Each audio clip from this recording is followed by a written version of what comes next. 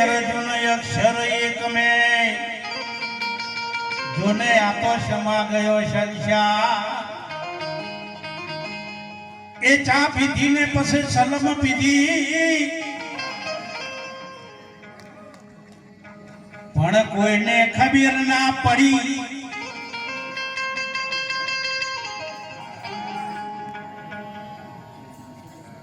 સંતોની મોજ ભાઈ અલગ હોય છે મોજમાં રહેવું અગમ અગોચર અલગ ધણીની ખોજમાં રહેવું એની ખોજમાં રહેવું જે આપણી વચ્ચે આજે જેનું ભજન છે હું તમને ફુવો કહેતો જેમનું ભજન છે કારણ કે મારો સંબંધ જે છે જે જોણે બધા જોણતા હું જાણું છું આ ગોમે નહીં જોણતું ઘણ ખમતા અને ચોકાય નહીં જોણતું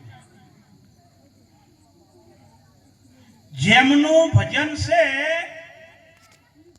એમાં સંતો ગામના ભક્તો બહારના હરિભક્તો બાળ કલાકારો બધાય મળ્યા છે પણ જેમનું ભજન છે ને એમની હાજરી નથી નહીં દેહ ભાવથી નહીં બાકી ન હોય તો આ ભજન ન થાય જય હો અને બીજી વાત કે ભગવાન ભોળાનાથના આશિક હતા શ્રાવણ માસ ચાલે છે શ્રાવણ સુદ પચમ અને પહેલો સોમવાર એમાં બોલો જ્યારે જુઓ તાણે મંદિરમાં જ હોય અને એ જ પરિવારમાં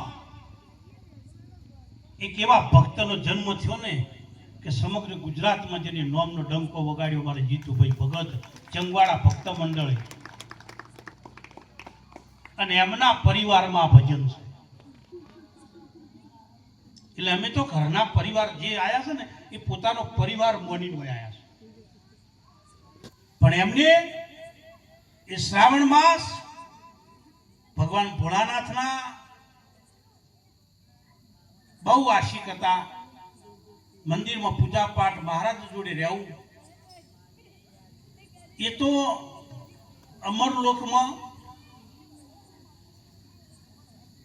પણ આપણા વિચાર કરવાનો છે કે આપણે હજુ કયા લોકમાં શું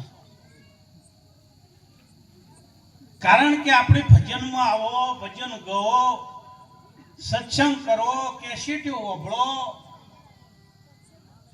પણ જ્યાં સુધી આપણા અંતરમાંથી બીજાનો પ્રભાવ નહીં જાય તો સુધી દુખી થવાના તમને ભજન નજીક નહીં જા દેતો ભજનને સાર નહીં સમજાતો તો કોઈનો પ્રભાવ ન રહે આપણે જો કોઈ દુખી કરતો હોય તો બીજાનો પ્રભાવ પહેલા નંબરમાં બીજા નંબરમાં હોય કારણ કે બીજાને ગાડી છે બંગલા છે જાયગીરી છે ભેંસું છે તબેલા છે આપણે નહીં એ પ્રભાવ દુખી કરે અને બીજા નંબરમાં આપણે એટલે જાવ છે જઈ એકતા નહીં એનો અભાવ દુખી કરે છે એક પ્રભાવ દુખી કરે એક અભાવ દુખી કરે પણ આ બેને ઊભું કરનાર આપણો સ્વભાવ છે સાહેબ સ્વભાવ સુધરી જાય ને તો આ બે વાતોમાંથી આપણે નીકળી જાય સ્વભાવ સુધારો આ ભજન છે ને તું પોતે પોતાને જાણ તજી તન મનથી નિરખીલે નિર્વાણ પદ સતનો સંગ આ દુનિયામાં તમારા સિવાય બીજો છે નહીં અને જો ઉધી બીજો દેખાય તો ઉધી આ ડખા 15મી ઓગસ્ટ અમને જૈન પ્રજાસત્તાક દિન એ પણ જે આમાંથી નીકળી ગયા ને એમના માટે છે અને ફસાઈ રહ્યા એનાથી કોઈ મેળ પડેવો શાસ્ત્રો લો કોઈ પણ પુસ્તક લો કોઈ પણ સંતની વાણી સુણો કે જૂના મહાપુરુષોના ભજન ઓભળો તો તો ખાલી જો રાગમાં ખેંચાઈ ગયા ને તો મુદ્દો નહીં જણાય. પતિ પત્ની નવા નવા જુદા થયા અને નવા નવા જુદા થાય ને એમને એમ હોય કે આપણે ભેળું કરી દે, બાપાએ કોઈ કર્યું નહીં પણ આપણે બે ભેંસું હોય, બે ચાર ગાયો હોય, 4 વાગે ઉઠે, ખબર દૂધ ભરાવે અને પછી ડેરી બંધ હોય ને એટલે એક દાડ મેળવે ને પછી એને વલોબવું પડે. એટલે એક દાડો પતિ પત્ની વલોણું કરતા હતા ને એમાં પછી વલોણું આવી ગયું ને એક ગાય દોવાની બાકી તે ભાઈ એના ઘરવાળાને કે તમે મોખણ ઉતારો, હું ગાય દોઈ જાઉં. આ ભાઈને મોખણ ઉતારવાનું કીધું, રવાયો બહાર મેલી અને ભાઈએ બોયનું બટન કાઢી અને બોય સડાઈ અને તળિયે મોખણ હવે પડ્યું છે ચો ઉપર રોણા. ભાઈ અડધો કલાકમાં થયો પણ તપેલી કોઈ નહીં. પેલી ભાઈ દોઈને આયા છે કીધું કે ચમ કોઈ મોખણ કાઢ્યું નહીં કે આયું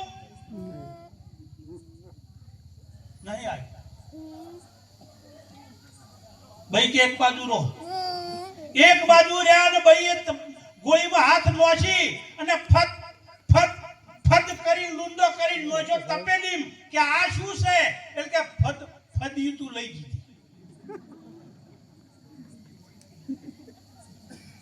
એટલે જો નિમેળ પડે તો